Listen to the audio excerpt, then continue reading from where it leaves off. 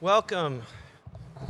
Welcome again to this Mockingbird conference, the 7th year. It is such a delight and a privilege and a joy to speak to you and to see you and to hopefully get to know many of you and to ask you the question of the conference, which is the one that was on the postcard and the one that's on the front of that bulletin, which is a scary, scary question. And it's a question, who knows who posed that question most famously? We can interact for a second. Can you see the real me? What you may not know is that this conference is actually not an opportunity to speak to you about identity. It's an opportunity for me to speak about the who. Because the Who are, or Pete Townsend in particular, they are the ones who wrote the song The Real Me, which opens Quadrophenia, their great, great album. And as you know, of course, by the name of the band, The Who, themes of identity, questions, who am I? Can you see the real me? This lies at the heart not just of their name, but their entire modus operandi.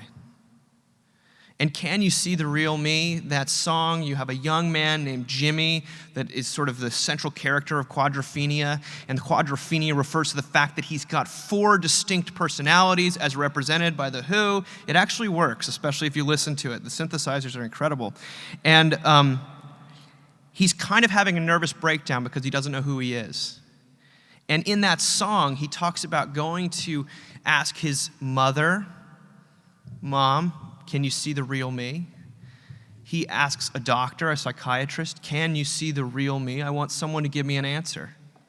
And then finally, and this is why Townsend is of such interest, he asks a preacher, can you see the real me, preacher? So that's what the title of this talk is about. And I'm going to try to use The Who to maybe begin to answer this question. This question which, everyone, you walk into a room, you say, oh, what are you talking about? Oh, we're talking about you. And then you think, oh, that's my favorite subject. And so hopefully if it's not your favorite subject, maybe it's your least favorite subject, but it's certainly one we think about constantly and a lot, and it's why not have a conference about it? Identity, if we were to use a shorthand for it, we don't really need one, but it's simply how you define yourself. We had this friend who made up these business cards when he was in college, and it just said his name, and then underneath his title it said, Environmentalist Christian Funk Bassist. And those were his identity markers. You want to invite that guy to the party, I think. But what are your identity markers? Your identity markers could have to do with your presentation, with your pedigree, with your profession, with any number of things, with who your parents were, who your children are, who they're not, anything. It can have to do with your achievements, just as much as your identity can have to do with the tragedies you've suffered. Have to do with the things that you can control, the choices you make, maybe your spouse, your clothing, and the things you can't control, like your family. You're supposed to laugh. But identity is simply the answer to the however you answer the question, who am I? But in practice, this is a question, this all-important question, which has consumed human beings since day one, is a question that we feel that we can get right or wrong, isn't it? There's so many value judgments in the question, who am I? We may deny it, but it's true. And so if it's a question we feel we can get right or wrong, that means we're in the realm of righteousness. This religious word that seems so antiquated, yet is so omnipresent when you're dealing with identity. Where are you on the scale of who you feel you should be versus who you actually are? This means that on a deeper level, if it's actually a question of righteousness, If identity is a question of righteousness, on a deeper level, the real question behind who am I is the question not just who am I, but am I enough? Am I enough? And for some of us, every single interaction, every single day, every single blog post is an opportunity to try to answer that question. And you know someone who you find it difficult or draining to be around because you feel like they're constantly asking you, who am I to you? Who am I to you? And you can tell them, but they never seem to listen. And eventually you just give up. There's nothing wrong with the answers we give to the question, who am I? There's nothing wrong with being a funk bassist. In fact, there's everything right with being a funk bassist. It's not that there's anything wrong per se with our identity markers. It's just that they can't bear the weight of our justification. And there we are again in another theological word. Yet justification is something we talk a lot about it on Mockingbird, but people's need to justify their existence, their profession, their choices. This occupies an enormous amount of our energy. And oftentimes we don't want it to, but it does. And therefore, to talk about identity in relation to anxiety is a very natural thing. Because if this is a question that is freighted with righteousness, with something I could get it wrong, or, I really wish I wasn't who I think I am, well then, you're going to be very fearful about how that question is answered. A lot is riding on it. And we hear a lot about, in our culture right now, about how rates of anxiety are just skyrocketing around the country, especially amongst sort of a younger generation. My favorite statistic, which we quote all the time, is this one psychiatrist who said that the average rate of anxiety in a high school graduate today is the same as it was in the average psychiatric patient in the 1950s. That's the degree of anxiety we're dealing with in a culture. But what on earth does anxiety even mean? Because, it can mean something, it's a bit of a catch-all, right? Yes, it means fear, a sort of amorphous fear that it's about uncertainty, and it's not about you're afraid of a bear coming at you. You're anxious about the fact that there might be bears out there, right? But, anxiety to a doctor is different than an anxiety, to a philosopher, which is different, is anxiety a psychological problem? Like Freud would say, the product of sort of your childhood trauma, your sexual inhibitions. Is it a philosophical problem, as Plato and Spinoza and today's cognitive behavioral therapists would have it? Is it a spiritual condition, as Kierkegaard so clearly said?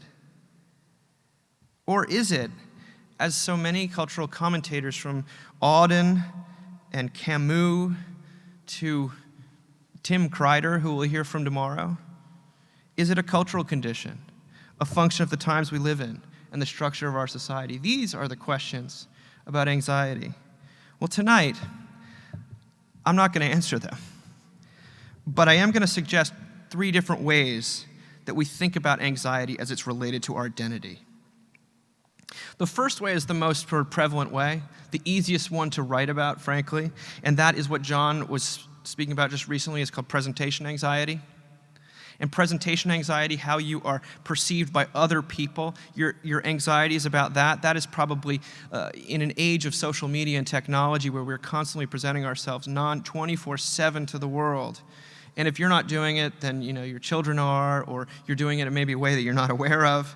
But this sort of what you leave in and what you leave out of how other people perceive you, that is a presentation anxiety. And it has, the word that is used, that we used, someone used on our website this past week is curation. You might as well call it curation anxiety. We curate our identities.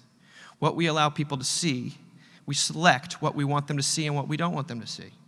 Curation, this is the modern buzzword. And along these lines, I was struck by a story about W.H. Auden, this wonderful poet that we came across recently. Someone wrote a letter to the Times of London last year and recalled the following incident. She said, 60 years ago, my English teacher brought me to London from my provincial grammar school for a literary conference. Understandably, she abandoned me for her friends when we arrived, and I was left to flounder. I was gauche and inept and had no idea what to do with myself. Auden must have sensed this because he approached me and said, everyone here is just as nervous as you are, but they are bluffing, and you must learn to bluff too. When we were sending out that magazine last month, I thought, this is the best bluff we've ever pulled off. Meaning, it looks so professional. If you only knew who was behind it. But bluffing, this need to curate, it creates a huge amount of anxiety. As Scott Stossel, the editor of The Atlantic, wrote recently, he says, to some people I may seem calm, but if you could peer underneath the surface, you would see that I'm like a duck, paddling, paddling, paddling. Bluffing is not just what we do at cocktail parties and literary functions and Christmas parties, and it happens at church. Kay Warren, the wife of Bill Warren, Rick Warren, the megachurch pastor, gave an interview this past week about her son who committed suicide, and it was a very public crisis that happened to them last year. And this was on the anniversary of her son's horrible death. And she was asked sort of to talk about what went on. And this is what she said. She said, growing up in an evangelical church with my dad as a pastor, he didn't express his negative emotions. He was all just happy, happy, joy, joy. You just didn't talk about it. My brother was a heroin addict, and they didn't tell anybody in their church what they were going through. I didn't know anybody growing up that talked about their feelings. Now that kind of bluffing is not innocuous. That's the kind of bluffing that leaves a person isolated and alone and dangerous to themselves. But not all bluffing, not all curation is so negative. But when it becomes a compulsion to assert your own happiness without ever taking a break, well, then you're on a short road to unhappiness. Because being happy all the time, pretending to be happy, actually attempting to be happy, that is exhausting. That is exhausting. And just talk to Kay Warren if you don't believe me. Because you're in this impossible bind where you want to both stand out and be accepted. You must be enough according to the arbitrary standards, the little L law that we like to say, of the day. You have to be righteous according to the likes or whatever you want on your profile. That is where your justification is coming from. And the fruit may be exhaustion in your life. It may be disillusionment. It may be cynicism. It may be leaving church altogether. It may be leaving social media altogether. You can't actually outrun this, unfortunately. But this is what Salinger was talking about when he wrote that passage in Franny and Zoe that we used in our publicity. When he said, this is Franny who's having a nervous breakdown. This young woman, this New Yorker, very sophisticated girl, she meets with her brother and says, just because I like applause and people to rave about me doesn't make it right. I'm ashamed of it. I'm sick of it. I'm sick of not having the courage to be an absolute nobody. I'm sick of myself and everyone else that wants to make some kind of splash. Now, people can make splashes in great ways. We can do wonderful things. But you probably know what she's talking about. The competition, the feeling that you must stand out in order to be accepted. It's daunting. It's scary. It's what we call the law. Whit Stillman put it a different way in his movies Damsels in Distress. The character Violet says there's all this, actually it's Lily. There's all this propaganda in favor of uniqueness, eccentricity, independence, etc. But does the world really want or need more of such traits? Aren't such people usually terrible pains in the neck? What the world needs to work properly is a large mass of normal people. I'd like to be one of those. Ironically enough, saying that distinguishes her so much that she's so clearly not a normal person. But that's Stillman. But this fear that drives so much of our life, and it certainly drives so much. Mockingbird has, a lot of it takes place online, and so when you spend a lot of time online, you realize that this sort of drives a lot of the internet. And human beings are more than just their online personas. We all know that. And the internet isn't bad or good per se. But we do know that what Brené Brown calls the shame-based fear of being ordinary is a serious factor in what it means to live in the modern world. The shame-based fear of being ordinary. What would it mean if you were just a normal person? Not that anyone's normal, but you know what I mean. So the need to curate produces kind of loneliness and despair. Writing for the American Reader, this woman, Rosa Smith, wrote about this story that Dostoevsky wrote called The Double. I haven't read the story, but I've read an article about it. I thought I was going to bluff, actually, and act like I'd read the story, but I haven't read the story. But she talks about this dynamic, because the story is about a man who splits into a double, and the double takes on all of his ideal traits, his doppelganger, but in the positive sense. And he becomes competitive with this double, and it sounds like an incredible story. We should all go read it. But she writes, she says, you are uncomfortably conscious of the fact that your curated self is not really you. That you've played up a few things, kept a few other things hidden, put on a mask for your digital friend. And what would they think of you if they found out about, well, you? Thus, the anxieties of digital life return when the double, your online persona, through its interactions with the friends you hope to gain, is conceived as yet another separate, hostile social being. Paranoid narcissism haunts our online interactions and feeds our social anxieties. Now that's a dark take. But Pete Townsend would agree. Maybe you've read you've listened to his song. You probably haven't, because it's sort of a rare song, I guess. But he wrote a song called However Much I Booze. And that's a great title for a song, right? However Much I Booze. The opening lines are, I see myself on TV. I'm a faker, a paper clown. It's clear to all my friends that I habitually lie. I just bring them down. I claim proneness to exaggeration, but the truth lies in my frustration that however much I booze, there's ain't no way out. Sounding like Sartre there at the end. But this is a man who decided to stop bluffing, and it led to despair. But keep that in the back of your mind as we continue, because the second anxiety is the anxiety about not really knowing who you are. It has less to do with other people, but who actually are you? Are you just this one thing and not these others? You know, we try to find a fixed identity for ourselves. And whatever answer we come up with, whether it has to do with our social status, or the car we drive, or our physical appearance, or our children, or our religious identification, these things are moving targets.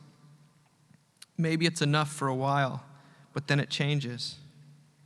The law of identity, of who you should be, has no satisfaction. This is why we laugh when The Onion reports that fully realized Kanye West moves to Quiet Farm in Iowa. The absurdity of Kanye saying, you know, on Friday night, when I read that my album got a 10.0 on Pitchfork, that's when I got it. I finally got all the affirmation I needed. I booked my tickets to Iowa. And of course, even when we do find an answer, because people do find answers, there are answers to the question, who am I? But they're provisional. and they're incomplete. You know, Walt Whitman says that we contain multitudes, and he's not wrong. The philosopher-psychologist Adam Phillips says it this way. He says, when people say, I'm the kind of person who, my heart always sinks. We've all got about 10 formulas about who we are, what we like, the kind of people we like, all that stuff. But the disparity between these phrases and how one experiences oneself minute by minute is ludicrous. It's like the caption under a painting. You think, well, yeah, I can see that it's called that, but you need to look at the picture. In his biography, Who I Am, Pete Townsend looks back on the period following his greatest success, the success of Tommy in 1969. And he writes about what he was like afterwards. He said, from this point forward, my life was often fraught with the paradox of success. When I was brainstorming every day, searching deeply into myself for some kind of kickstart for inspiration, my actions sometimes seemed deranged and absurd. This wasn't clinical schizophrenia, though in some ways it produced big mood swings and compulsive behavior in me. I was still a young man, and I didn't really understand the pressures on me or the damage I might cause to those around me. My spiritual longings, Townsend is a very religious guy, were constantly under siege by all too worldly ambitions, undermined by residual skepticism and ambivalence. Even the addictions that would plague me for years seemed to have no internal consistency, regularity, or logic. I could be sober and responsible for days, weeks, months, even years. I could behave with dignity and take a range of ambitious commitments that would lead me into new, exalted circles, not only musically, but intellectually. I could strive to achieve and even pioneer radical acts on behalf of social change. And I could also behave, frankly, like a complete beep. I was a workaholic, running away from the present and probably the past, because something about my life made me uneasy. I was myself a really desperate man. At a time when I could have been supremely happy, I was feeling ashamed about being an adulterer and oddly guilty about my professional success. What Townsend is articulating is that who I am, who you are, is almost never one thing and not another. Or if it is now, it won't be later. This is why the adage that we hear given to college graduates, to be yourself, can be crippling. It can be actually just as crippling as the adage, be that person. Because very few people at the age of 22 can take an inward journey and come out having discovered a developed self. Meet the new boss, same as the old boss. That's from Won't Get Fooled Again. But the final anxiety, and I swear this won't go on forever, is the anxiety that we don't talk enough about. And it's not the anxiety of how others perceive you, or it's not the anxiety that you might not really have a self that has any kind of consistency. It's the anxiety that you sort of develop, I think, a little later in life, generally. It's that once you figure out who you actually are, you don't like that person. Or there's something not quite right about that person. And it's usually in ways that are out of your control. Maybe something's been done to you that has left not just a bruise, but a scar. Maybe there's something you cannot change. This is why the New Yorker cartoon is such a classic, where the man is looking at the wife, and he says, I wish my identity weren't so tied up with who I am. Some of us, the realization of who we are, brings with it a not enoughness that we come by honestly. And it goes deeper than who you are. It has to do with who you are not, or who you feel you could have been. Adam Phillips again writes in a post, by the way, that got the most clicks of any post we've posted in the past year. And so I got the internet behind me on this one, people, you know. I was so surprised, and Ethan was too, who posted it. You know, you spend 3 days on something about, The Who, and then you write, you excerpt a paragraph from someone much smarter than you, like Adam Phillips, and it just goes viral. And you think, why am I even doing this? But Adam Phillips writes, our lived lives might become a protracted mourning for or an endless tantrum about the lives we were unable to live. But the exemptions we suffer, whether forced or chosen, make us who we are. As we know more now than ever before about the kinds of lives it is possible to live, we are always haunted by the myth of our potential, of what we might have it in ourselves to be or do. So some of us, are grieving or regretting or resenting our failure to be ourselves as we imagine we could be. We share our lives with the people we have failed to be. The myth of our potential can make our lives into a perpetual falling short, a continual and continuing loss, a sustained and sometimes sustaining rage. Now, he's just describing what bitterness is.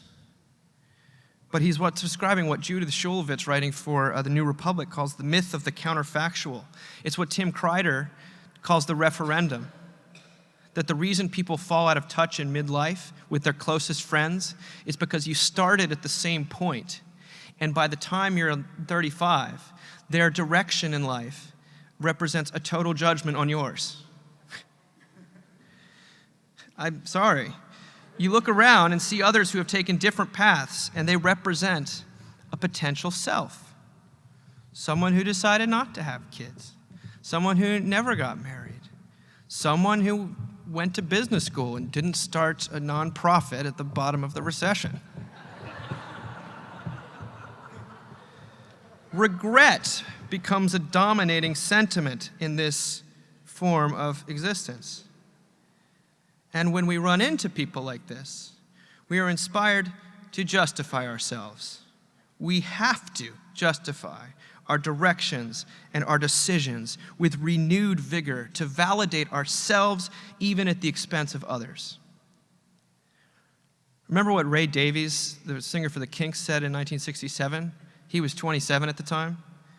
He said, if I could live again, I'd change every single thing I've ever done.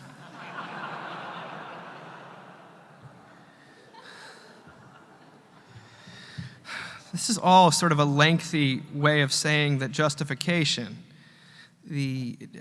before the inexorable standards of either the arbitrary ones, to say nothing of the law of God, is a driving force in all of our lives, our mental lives, if not our actual professional and emotional and spiritual lives. And lying under all this anxiety is the ultimate anxiety related to our identity. And it's the anxiety of death. David Foster Wallace put it this way: our dread of both relationships and loneliness, both of which are like sub-dreads of our dread of being trapped inside a self, has to do with angst about death. The recognition that I'm going to die, and die alone, and the rest of the world is going to go on merrily without me. I strongly suspect that a big part of fiction's job is to aggravate this sense of entrapment and loneliness and death in people, to move people to countenance it, since any possible redemption requires us first to face what's dreadful, what we want to deny. What he's saying is that our anxiety about ourself, being trapped, being contained in a self, feels like death. We're not that far from Isaiah 40, when the prophet writes, the grass withers and the flowers fall, because the breath of the Lord blows on them. Surely the people are grass. But this is where the Christian message comes into this extremely upbeat conference opener. Aren't you glad you came? The death of one's identity, which happens to all of us and may happen to us over and over again. The death of one's identity may signal something new. The dismantling of the ego may actually spell the beginning of a hope. Because remember, desperation, that's the birthplace of faith. And this is what Pete Townsend was talking about in the third verse of Who Are You? The verse that Daltrey belts out like he's in a bar. But if you listen to the words, which no one understands, what you hear is Pete saying the following. He says, my heart is like a broken cup. I only feel right on my knees. I spit out like a sewer hole, yet still receive your kiss? How can I measure up to anyone now after such a love as this? St. Paul says that for through the law I died to the law so that I might live for God. I have been crucified with Christ, and I no longer live, but Christ lives in me. The life I now live in the body, I live by faith in the Son of God, who loved me and gave himself for me. Meaning, when the law of who you should be finally runs its course, that's when you might be open to hearing about something as antiquated and silly and absurd as atonement and the justification of the ungodly. Because remember, talking about anxiety generally doesn't help people. It makes them more anxious. There are limits to self-awareness. The person drowning in a sea of fear doesn't need an explanation. They need salvation. I love Bob Dylan's line. He says, you talk about salvation, people suddenly get tired.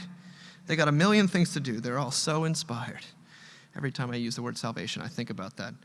But the person whose anxiety has brought them to the operating table, maybe they're too anxious to take their medication, or maybe they took too much, isn't interested in a diagnosis, not first and foremost. They're too far gone for a cure, but they might be interested in substitution. They might be interested in a Savior, because there are some wounds we'll never get over, some identity markers that will never go away, some thorns so deeply lodged that they can't be excised, some weaknesses which may grow worse. And if the Christian message is to be of any genuine comfort, it must address those situations.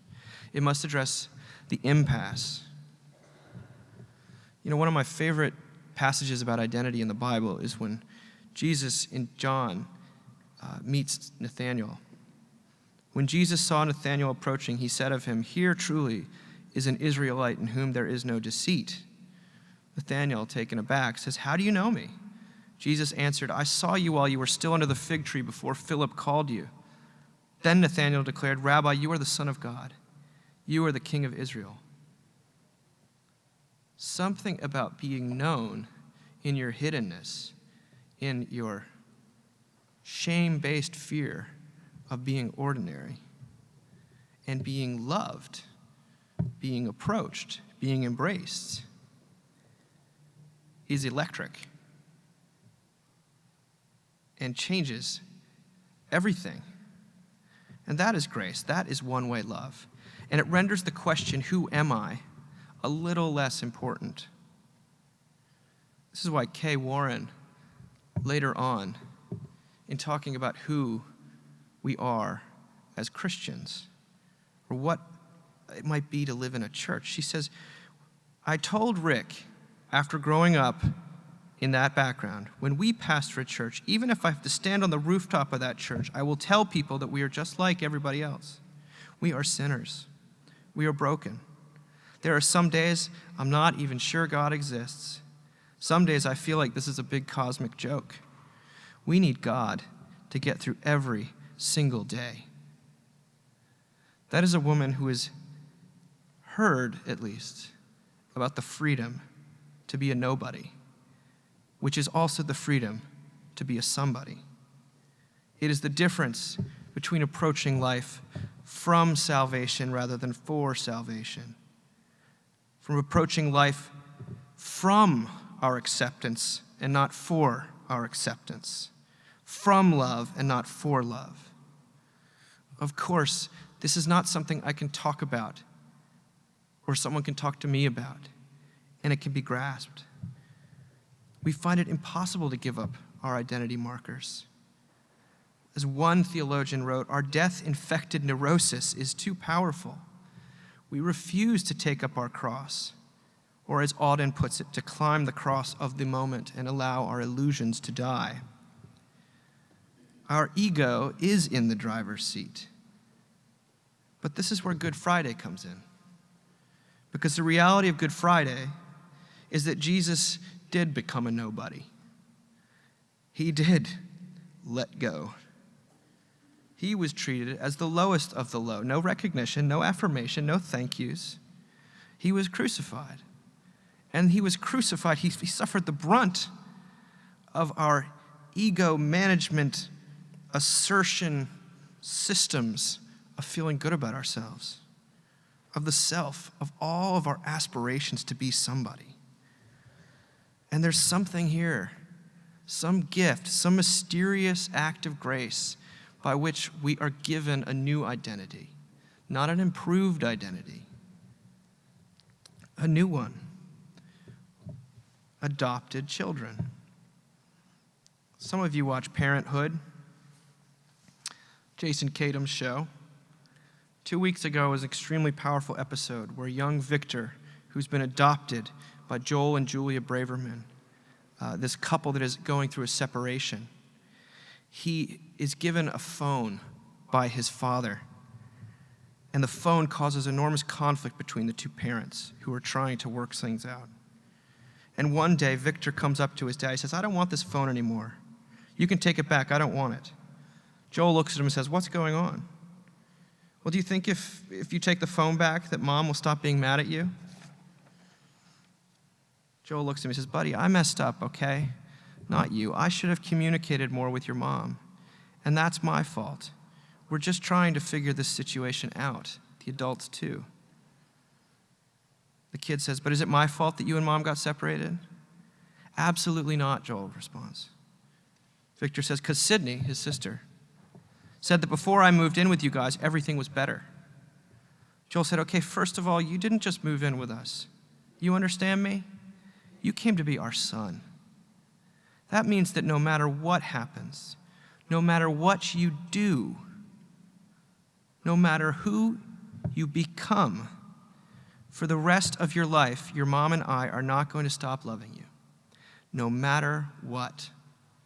He might as well have said, "You, Victor, are enough because of that adoption."